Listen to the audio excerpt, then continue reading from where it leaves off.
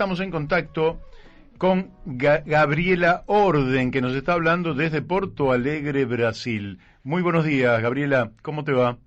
Hola Mario, hola a todos, buenos días para todos. Bueno, voy a empezar por un lado, como para no ser tan dramático, porque toda la situación de América Latina viene bastante dramática. Te voy a preguntar cómo está el tiempo por allá.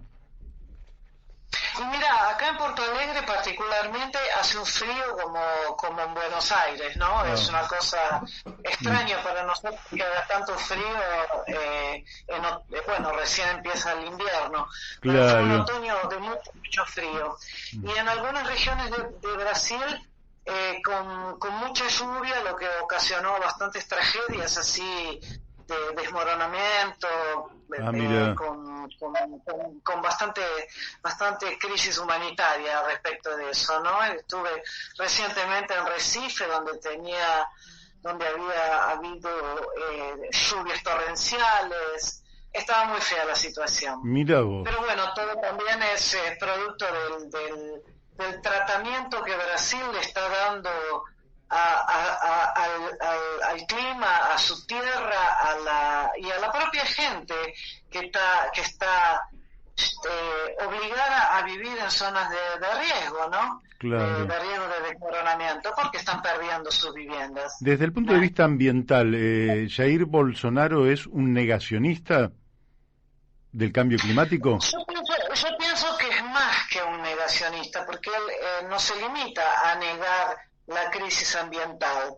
Él la fomenta a la crisis ambiental, permitiendo que se realicen actividades en la Amazonia que era prácticamente imposible de ser pensado unos años atrás, como la mineración desenfrenada, la quema de territorios para convertir tierras que son de floresta amazónica en pastos para criar animales, en la pesca predatoria.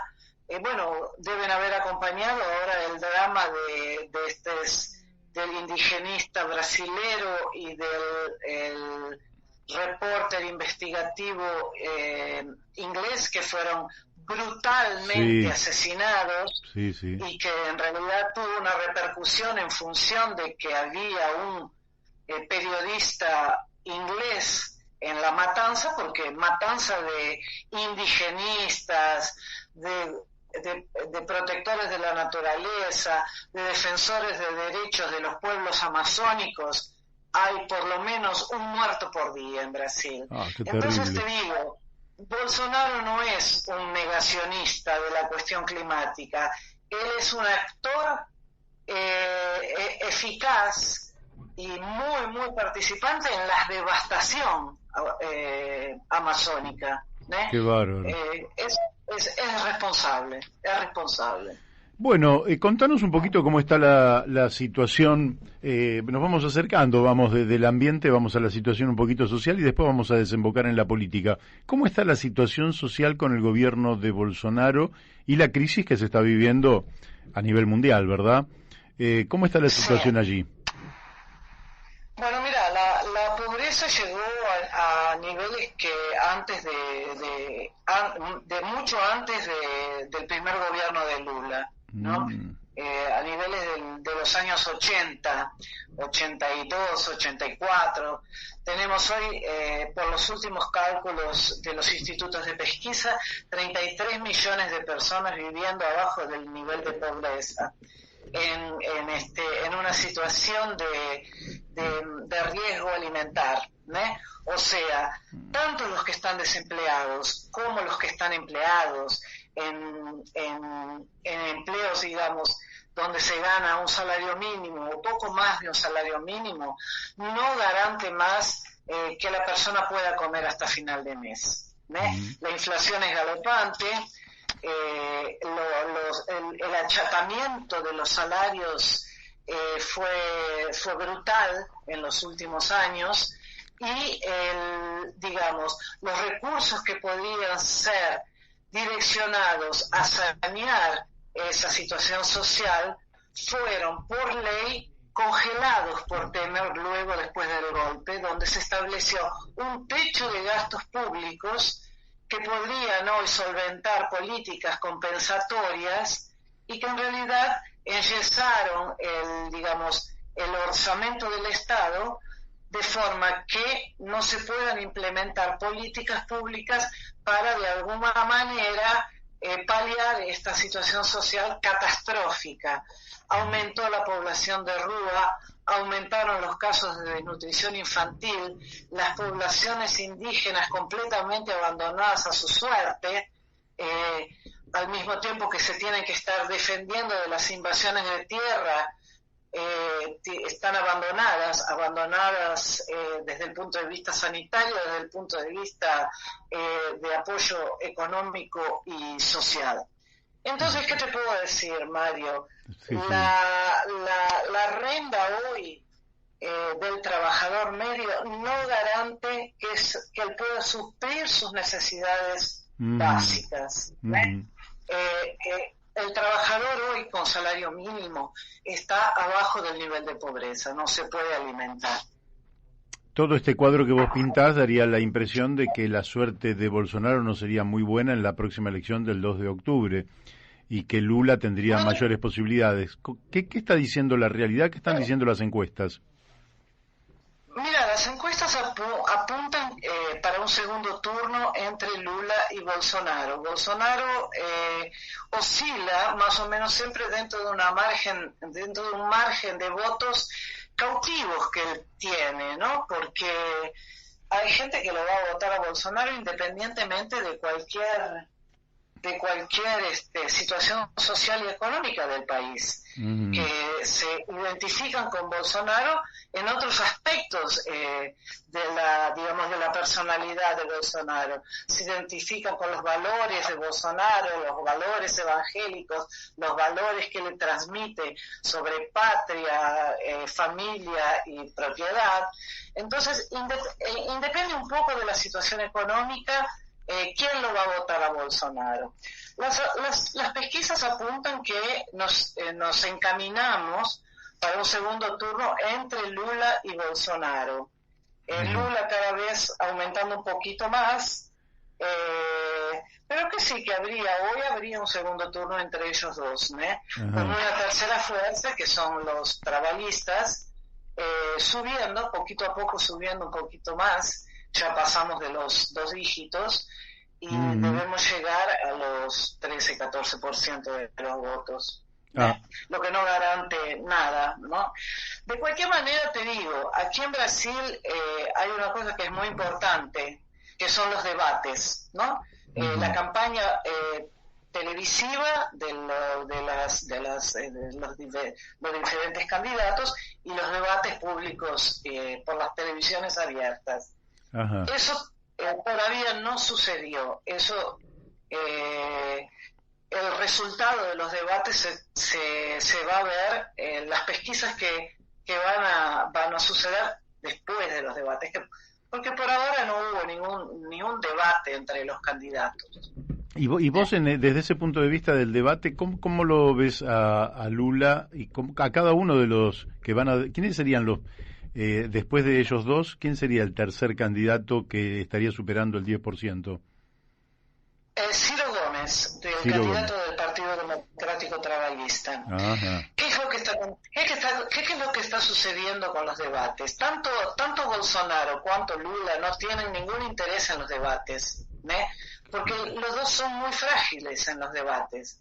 Porque las acusaciones que se hacen unos del otro, digamos, son muy fuertes y tienen un fondo de verdad, Bolsonaro va a continuar batiendo en la tecla de que Lula es corrupto, de que su gobierno fue corrupto, y no podemos negar de que haya en una parte sido corrupto, ¿no? Tanto que brazos derechos de Lula estuvieron presos, devolvieron dinero, eso sucedió. Y por otra parte, Lula continúa teniendo todos los argumentos posibles para acusar a Bolsonaro. Entonces, a ninguno de ellos interesa el debate. Por otro motivo también, porque ninguno de ellos presenta ni una alternativa posible a la situación económica que estamos viviendo. Uh-huh. Y el tercer colocado, que es Ciro Gómez, el candidato de mi partido, sí, es un economista muy preparado y muy preparado para el debate, con el cual nadie se quiere juntar en un debate porque aparte de que el tipo tiene mucha información, mucha sustancia teórica para debatir, es muy incisivo, es muy piola en un debate, digamos, ¿no? Es muy ágil en un debate. Entonces, tanto Bolsonaro cuanto Lula están intentando normatizar los debates que ya están programados, de forma de saber cuáles son las preguntas que van a ser hechas, dejar más o menos el debate como es en los Estados Unidos, ¿sabes? Más o menos entre los dos primeros candidatos colocados. Claro. Eso es una situación que le conviene a Lula y le conviene a Bolsonaro también. No le conviene al resto de la sociedad, ¿no?, que se puede enterar de las propuestas de los otros. Y la ley no impone debates abiertos entre la totalidad de los candidatos. Acá en la Argentina se ha dado que han participado hasta 8 precandidatos a presidente. Sí, aquí también. La ley no garante, pero lo que garantía era, digamos, bueno, tener un poco de vergüenza en la cara y ir a los debates, ¿no? Uh-huh. Presentarse al debate y debatir de forma civilizada y moderna un programa de gobierno. Lo que vimos en la última elección presidencial fue la ausencia de Bolsonaro, la ausencia del candidato del PT, porque Lula estaba preso y se consideraba candidato de su partido aún estando preso, lo que perjudicó enormemente la campaña de Haddad, ¿eh? Claro, absolutamente. Porque no hubo nadie para debatir en el primer turno de las últimas elecciones, ¿eh? Uh-huh. Entonces, Lula dice que va, Bolsonaro dice que va, vamos a ver en los próximos días vamos a saber si van definitivamente o no van a los debates. El primer debate creo que ya está marcado para el mes que viene. Ajá. Están marcados 8 debates, ¿eh? Vamos a ver quién va, quién no va, ¿no? Eso es muy imposible de saber. Hoy debaten Lula está pensando en algo que hace muchas décadas en Brasil se debatió, no sé si a nivel de masas, pero sí por lo menos en ámbitos parlamentarios, que era un ingreso básico universal o una renta básica o un ingreso ciudadano universal. ¿Es correcto que Lula está pensando en la implementación de una medida de este tipo? Mira, él dice que sí, él dice que está pensando. Ahora, Suplicy, que es el autor de la ley de renta básica universal, tuvo que, no sé si lo pasaron ahí en Argentina, pero tuvo que entrar intempestivamente en una reunión donde se estaba discutiendo el plano de gobierno de Lula y de Alckmin.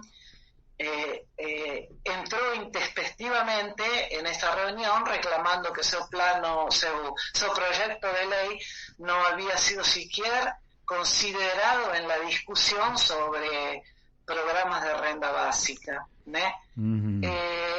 Acredito que sí, que Lula lo tenga como una referencia a ese proyecto, pero que en realidad no lo va a implementar, como no lo implementó en los 16 años que estuvo el PT en el gobierno, ¿eh? No creo. Creo que Lula va a continuar haciendo políticas compensatorias que en realidad no garanten en las eventualidades latinoamericanas de estas nuevas modalidades de golpe, no garanten que ese derecho de la persona humana a tener una renta básica que le dé garantías de humanidad se mantenga, ¿no? Claro. porque un proyecto de transferencia de renta eventual no es un derecho, ¿no?, de la persona. Es un derecho eventual en el momento que hay alguien que, bueno, lo defienda, pero si no se torna ley, cualquier uno te lo saca, ¿no, Mario? Sí, claro, incluso siendo ley. Ahora bien, aunque después si se llegara a instalar, Ciro Gómez, ¿qué plantea particularmente que lo diferencie y que justifique justamente que esté terciando entre dos personajes que son hoy de una dimensión enorme? Porque bueno, Lula es un hombre conocido prácticamente en todo el mundo. Bolsonaro, como presidente de Brasil, también ha tenido una enorme trascendencia, independientemente del juicio que tengamos sobre unos y otros. ¿Cómo hace Ciro Gómez? ¿Qué plantea en particular para poder crecer entre esta polaridad que lógicamente está planteada, como en muchos casos, como parte de una trampa, ¿no? Claro. Pero contame cuál es la estrategia de Ciro Gómez. Bueno, la estrategia de Ciro Gómez es en realidad la estrategia el discurso, es el discurso histórico de los trabalhistas brasileños, ¿no? Es un programa nacional de desenvolvimiento con características brasileras y latinoamericanas. Él se propone romper con el modelo neoliberal, se propone a romper con la lógica de financiarización de la economía brasileña. Él se propone a rever las cadenas productivas, lo que trae de por sí un cambio brutal en el modelo productivo brasilero, porque hoy el modelo de producción brasilera es colonial. Lo que sucedió en Brasil en los últimos años fue una desindustrialización severa de la economía brasilera y una vocación económica direccionada al comercio exterior, a las commodities, a la producción de granos y proteína vegetal y proteína animal, y la exportación bruta de los minerales brasileños que salen de Brasil sin ningún tipo de manufactura, digamos, ¿no? Ajá. Salen como salen de la tierra, se van. Sí, claro. El programa del PDT, Partido Democrático Trabalhista, se fundamenta en terminar con esa lógica, ¿no? No terminar con el agronegocio, porque el agronegocio es una cosa que independe de otras cosas que vos hagas. El agronegocio es una cosa que va a seguir existiendo, puede ser más o menos brutal dependiendo de cómo lo conduzcas. Bueno, hasta acá llegó la línea de frontera de tierras posibles de ser utilizadas para la producción de determinados productos, pero bueno, se propone a la reindustrialización del país, a la elaboración de cadenas productivas ligadas a la tecnología del conocimiento, que hoy es digamos la tecnología más importante que nosotros tenemos y que perdimos. Fue esa cadena productiva ligada al conocimiento, a los avances tecnológicos y científicos, ¿no? Claro. Como un país que produce celulosa va a importar máscaras para prevenir de la COVID de China. Es inacreditable. No se puede creer. Entonces, en realidad, lo que el Partido Democrático Trabalhista propone es lo mismo que propuso siempre. Claro. Un desenvolvimiento autónomo con soberanía. Con soberanía. Una propuesta soberana, de tomar el país para sí, de poder desmontar esos nichos de poder, y fundamentalmente, y lo que me parece más importante de las propuestas de mi partido hoy, es romper con el mercado financiero. El país hoy está gobernado por una lógica financiera. Claro. Más de la mitad de los recursos del producto de los dineros de la nación van para pagar impuestos, juros de las deudas, de las deudas públicas y privadas. Intereses de la deuda. Exactamente, de las deudas públicas y privadas. Porque ¿qué es lo que sucedió en el gobierno, en los gobiernos populares? Esa lógica de financiarizar la pobreza no se rompió. Es decir, la persona adquirió una casa propia, adquirió un crédito para comprar su casa propia, adquirió un crédito para poder estudiar dentro de una lógica financiera. O sea, esa lógica de que el desenvolvimiento del ser humano, de la persona humana, de las comunidades, pasa por un banco, cuando no es verdad. Podría haber sido hecho de otra manera. En realidad, lo que está sucediendo hoy con las nuevas leyes aprobadas por Bolsonaro, que permiten que los bienes, que los créditos que están sin ser pagos porque la gente perdió su trabajo o gana mucho menos, dejó de pagar, digamos, la cuota de su departamento, la cuota de los muebles que compró, la cuota de la moto que compró para ser entregador, que los bienes que son garantía de un préstamo sean tomados.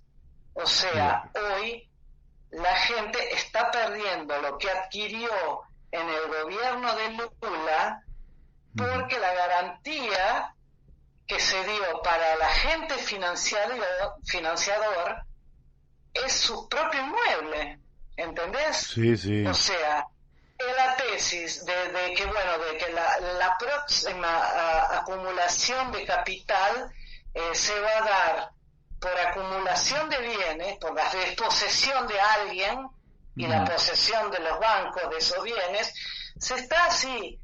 la estamos viendo hoy en Brasil, viendo que eso está sucediendo. La gente está perdiendo para el agente financiero que le financió ese inmueble, que debería tener una característica de inmueble social, con otras reglas que incidiesen sobre ese crédito, y que en realidad fueron hechos los programas habitacionales, los programas educacionales, los programas para las personas adquirir alguna cosa dentro de una lógica de mercado, sí, sí. En un gobierno mucho popular. Entonces lo que se propone Ciro Gómez es romper con esa lógica, de que todo pasa por las instituciones financieras. Excelente. Excelente. Es en realidad lo que hoy tenemos de más osado, digamos. Es un proyecto osado, de avanzado para la situación que estamos viviendo, porque en realidad es un proyecto que viene de 100 años para acá, ¿no? Sí, claramente. La revolución de 1930, claro. Que fue la revolución que Getúlio Vargas hizo, donde fue dado la partida al proyecto de industrialización de Brasil. Así es. Bueno, Gabriela, nos has hecho una descripción muy, pero muy interesante.